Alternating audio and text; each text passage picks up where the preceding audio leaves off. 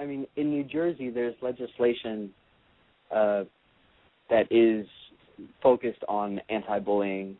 I think every school in New Jersey has to have essentially an anti-bullying specialist in the school. Mm-hmm. So we ask that they attend, and that way they might see somebody speak up. We always have a Q&A session after the performance. So our hope is that they might see somebody speak up in that Q&A session that hasn't really wanted to talk to somebody in private or is just afraid to come forward. Right.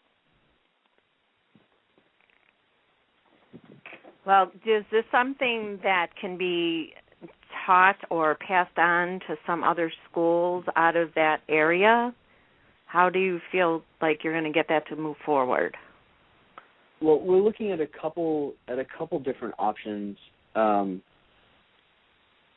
Ideally, to have the program be able to be replicated would be the ultimate goal. Mm-hmm, right. So it's just a matter of kind of logistically finding the best way to make that happen. Right. Whether it's a national tour that one company does, or whether we kind of set up multiple performing groups, but then there's an issue of quality control, and as with anything right. that you scale up. So, but those are all things that we've begun to explore.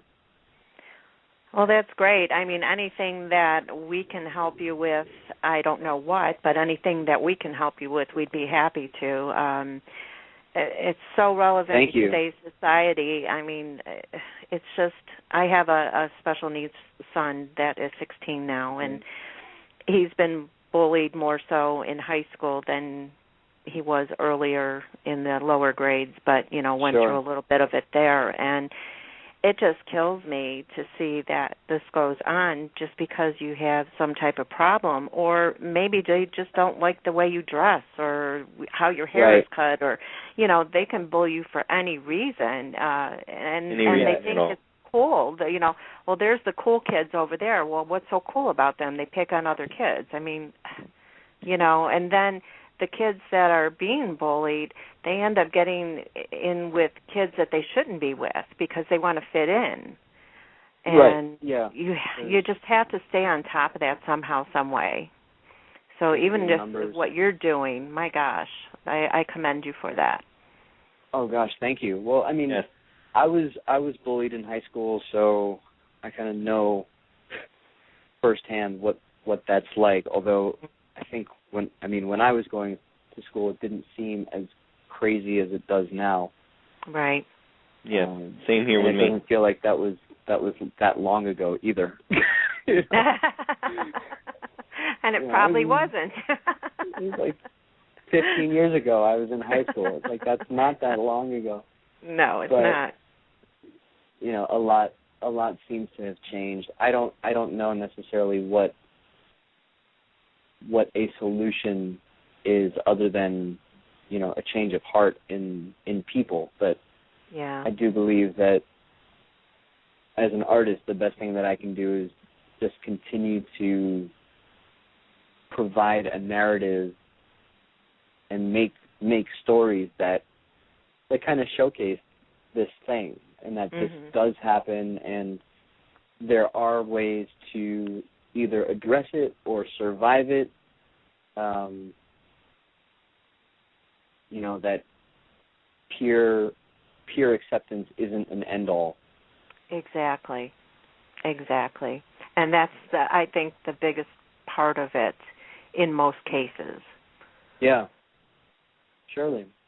Oh my gosh. Well, thank you again for doing that. I really appreciate it. And as I said, if any way I can help, just let me know, because I always try to stay on top of it, and so things don't get out of hand. And you can't be with your child 24/7, and you have to leave it in the hands of the school teachers and everybody else that's there at the school with your children to make sure it doesn't get out of hand. Yeah. So, Well, I'd like to talk about, because we're getting close to the top of the hour, your one-night-only show on April 18th at the Cutting Room. Andrew-j-nemr and friends. Tell us about it, please. I want to go. Sure. Come pick me up. Well, it's only a short drive from Chicago to New York, so if you leave in the morning, you probably get here in time. Well, then, David, I guess you're going to have to host the rest of the shows I have this week. I'm going. See ya. Right. Okay. I mean, it's the day after my birthday, so that's my gift to myself. So, bye, oh my gosh, David. You should definitely That come. would be a great gift. We will sing happy birthday to you if you show up. We would be happy to do that. So the show is really a lot of kind of what we've been talking about in terms of through dancing and through some stories. I take the audience, through this journey that I've been on for the past 30 years almost. How I got into tap dancing, the way I first fell in love watching the movie Tap, and then meeting Greg and meeting the masters and going through kind of the cycle of life with them passing on and how that happens or how I reacted to it at the time. And then really trying to reconcile that and showcase the blessing of friendship that I've been able to have with such a variety of people along the way. And so we have some amazing, amazing musicians who are going to be with me on Thursday. Gordon Webster, who is a phenomenal pianist. He plays everything from like old-time stride, Dixieland, jazz, through to the modern stuff. We have Daria Musk, who is a social media phenom and a phenomenal singer-songwriter. Mm-hmm.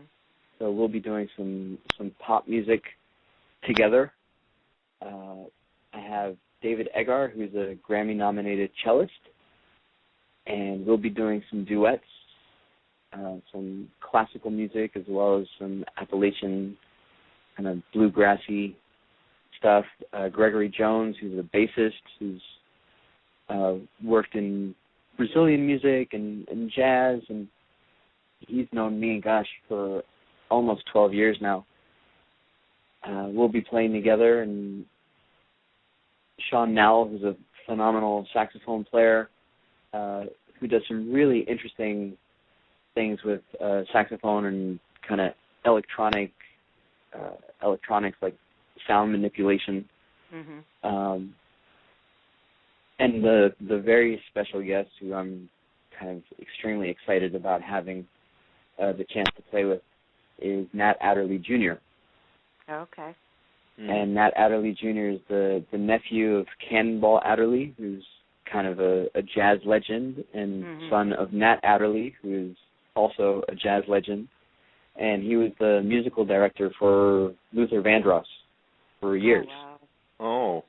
So he'll be there, and we'll be playing together. So a lot of the friendships are showcased in duet, because that's, for me, that's kind of like the purest performance form.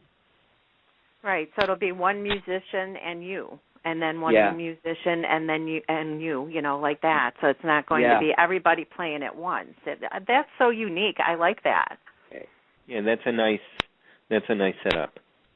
Yeah, and we get to, I get to tell the stories of how we met, and some of them are really odd.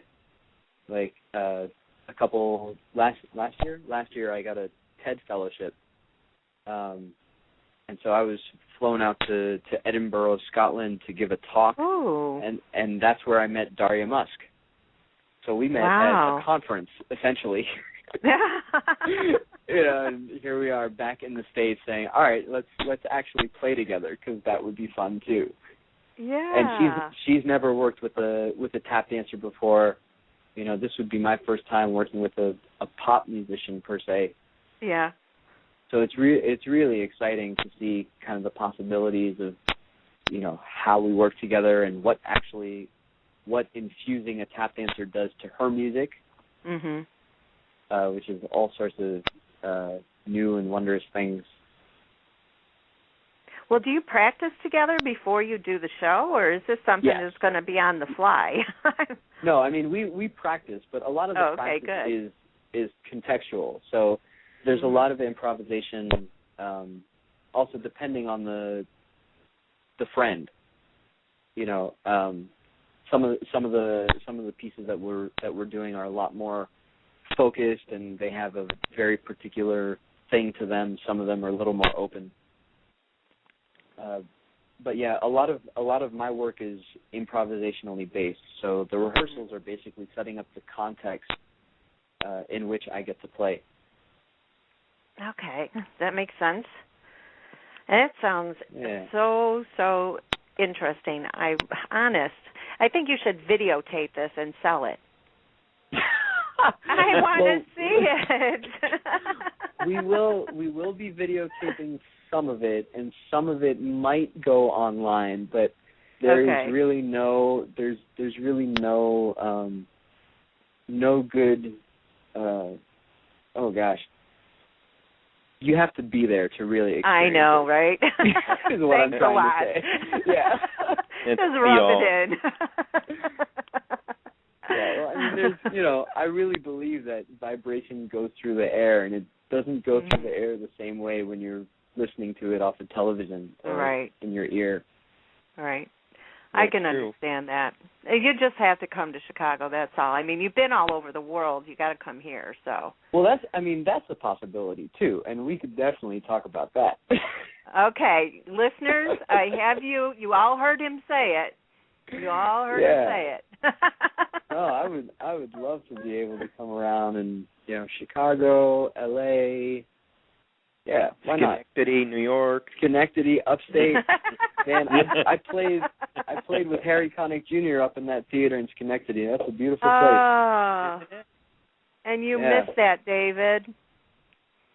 That was a while ago. That was years ago. Wow. I bet that was awesome too. Oh, that was a trip. Let the New York City people know that this is April 18th at 8 p.m., of course, Eastern time, because he's not in Chicago, so it wouldn't be Central. Oh, I'm back. Okay, and then tickets are $20 in advance, $25 same day of the show, and you can go online to tickets.thecuttingroomnyc.com and look up Andrew's name and purchase your tickets. So I'd love some feedback from some of you people, too, that get to see the show, and also let Andrew know if you enjoyed it, which, of course, you did, and follow him on Twitter at andrew-j-nemr. Or Nemr? I always want to say your name the wrong way. It's N-E-M-R. Yep. The only four-letter word my mom in there let me somewhere. Say. Yeah, there's only one. And his website is the same name, .com. Yep. And I'd advise you all to go look on there because there's upcoming events, videos, the tap legacy, the choreography, everything. I mean, I loved looking through your website, and I'm still not done because there was some news releases, press releases, and stuff like that that I'd like to read, too. But what's next for you after the show? Oh, gosh. After the show, we have some plans to be doing some outdoor events in the summer in New York.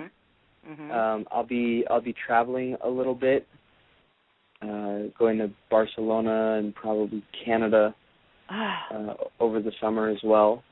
Don't you need somebody to carry your tap shoes for you? Come on. No. You know what? My mom asks me that every time I say I'm traveling, too.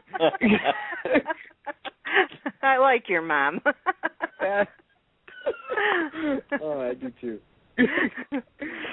No, they're great. But, yeah, I'll be traveling a little bit, and hopefully we'll have some other opportunities for this project to go up, because that's really the goal. Okay. Well, that sounds great, and we wish you all the success. And please keep in touch with us. Let us know what's going on that's new and when you'll be making it this way and further west.